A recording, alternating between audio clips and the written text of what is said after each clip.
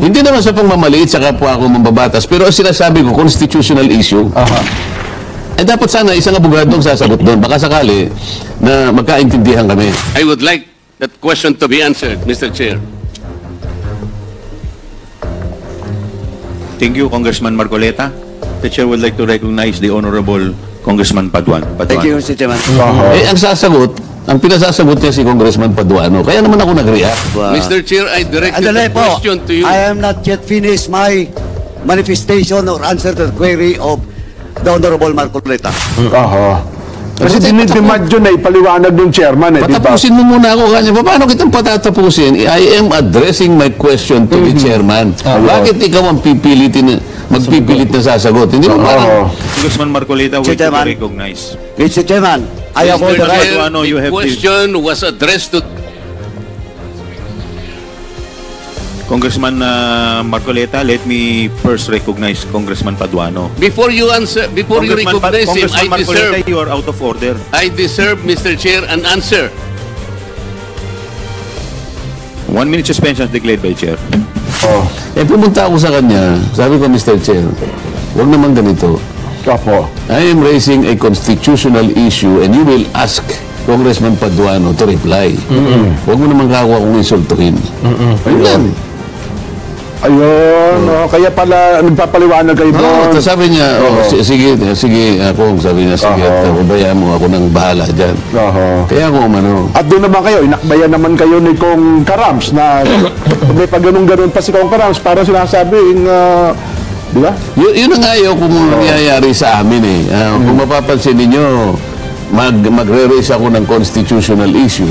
Kung tutuusin dyan, pagka nag-raise ka ng ganun, sa korte parang prejudicial question yun eh. Ako naman kaya ako nagpunta rito, tinetext ako ni Direk. Alam mo naman ako, takot na takot ako kay Director pagka nag-text. Pag may time, tatakbo ka agad ako rito. Tayo naman kung tayo, matapang tayo, pero kapag ang director nag-text, mayroon tayong katatakutan din. Tama naman yun eh. May kanya-kanya tayong pribilehyo, karapatan, at saka yung makinatatakutan. Ayun, di ba? Mukhang sa house, kayo po ang kinatatakutan niyo. Hindi naman siguro. Di ba?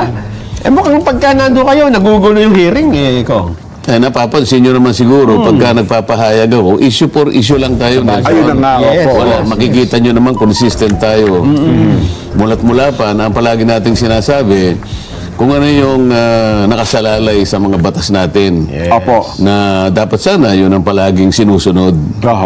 Healthy discussion lagi kong tayo. Palaging ganun. Kasi, alam mo, pagka yung discussion healthy, at lalong-lalo na kung nakabatay sa ating mga batas, sa ating mga tuntunin, di ba maganda yun? Ay, pakikinabangan ng taong bayan ko, ha? Lilitaw at lilitaw kung alin yung mas matimbang at matibay na argumento.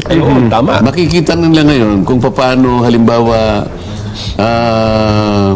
nagpaliwanagan ng isa o tatlo hanggang 10 sigurong mambabatas hanggang sa mapaglinaw natin ano ba talaga ang pinaka-mabuting gagawin sang-ayon doon sa kanilang pinagdebatihan. Totoo po. Makikinabang ngayon. Kaso kung halimbawa nagsisimula ka palang magpaliwanag, guguluhin ka na ng mga, alam nyo naman kung sino yung nanggugulo lang. Hindi ngayon masyadong makikita. Hindi ngayon lilitaw talaga. Maganda kasi nalilitaw talaga yung argumentong pinakamaganda kapag ka nagsalimbayan yung nagpalitan ng paliwanagan. Yun naman ang hinahanap natin eh. Hindi ba? Ito gaya ng isang halimbawa na pinakikita natin ko. Kaya yan, tagpo na yan. Natatandaan ko yan. Kasi sa punto na nag-raise ako ng isang constitutional issue.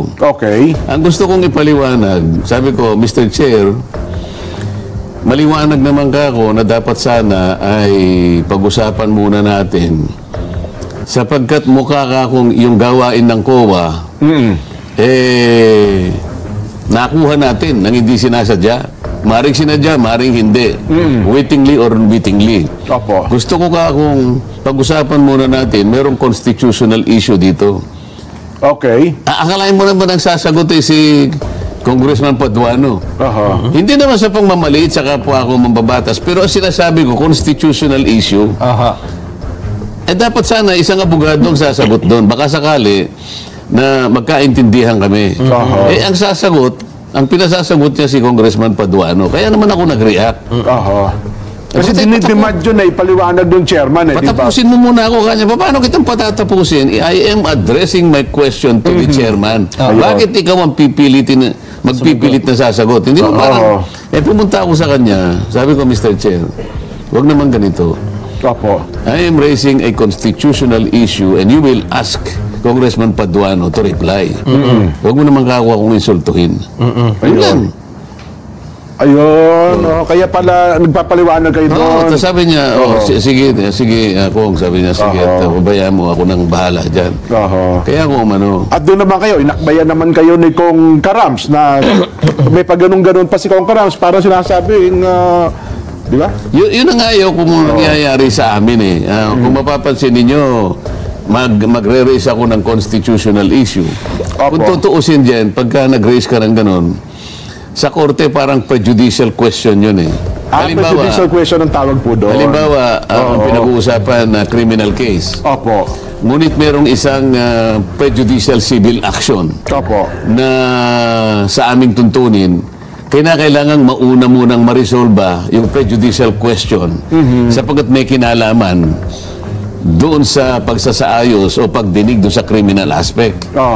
Ito sinasabi ko, hindi ba natin kako pag-uusapan sapagkat kako itong audit observation memo ay nasa pangangalaga na ng Commission on Audit. And the last time I checked, sabi ko, the only office which has the mandate, the authority to audit, examine all reports, all papers and transactions, expenditures of public funds. Commission on Audit lang. Ngayon, kung ini-invoke ninyo kako yung Section 22 ng Article 6 in aid of legislation, pag-usapan natin. Yun ang pinakapunto eh. Section 22 ang Kasi nga, yung in aid of legislation. In aid of legislation. Kasi nga, dapat sana kako yung hindi, Section 21 na sinasabi nila. Mas mabuti pa kako, Section 22, dahil oversight yun. Sapagkat ang ginagamit nyo rito, in aid of legislation, pero hindi eh, nag-o-audit kayo eh. Ayun. Di ba? Tingnan mo, we have the same set of documents. Tama. Kinuha nyo mula sa pag-iingat ng COA. Kaya alam mo, nung bandang huli, so shortcut ko na muna, nung bandang huli, sa COA ko na ibinato yung aking... Kaya nung tinatanong niyo yung COA representative na nandun. Paano ka ako ang mangyayari? Ngayong umamin ka na... Kasi napaamin ko siya na... Is there any other office, Nelson? Is there any other office to which the Constitution also allocated the authority and mandate to audit people's money, expenditures of government? Wala na po eh. None, Your Honor, sabi niya. Exclusive po yan eh. COA lang talaga. O di, mabuti ka ako. Pero kako nung hiningang ka kako sa magitan na Sabina na ibigay mo sa Committee on Good Government, yung ginagawa mong pagsisiyasat, yung ginawa mong pag-audit, ibigay mo nga sa amin yung papel na yan. Kami na kanyang magtatanong. Tama kaya yun? Hindi ka baka ako, hindi mo ba nainisip ka ako na sana ay tinanong mo muna, pinag-usapan nyo muna ka ako sa inyong komisyon. Ito baka ako'y alam ng chairman ninyo, alam ka ako ng mga commissioners. Alam daw. Abay, yan ay isang bagay na kinakailangan pag-usapan pa kung talagang totoo yun. Kasi nga, hindi mo pwedeng i-delegate yung binigay na sa'yo ng saligang batas. Totoo. In full or maybe part of your authority. Eh, di ba kasi nasabi natin, nagnakaw ka ng piso, nagnakaw ka ng 1 milyon, pareho din yun eh. Parehas lang po yun. Ito yung aking gustong ayusin muna, na pagdebatihan sana namin, malawakan, yung walang nanggugulo. Para sa ganun, maliwanagan din ang ating mga mamamayan. Naku.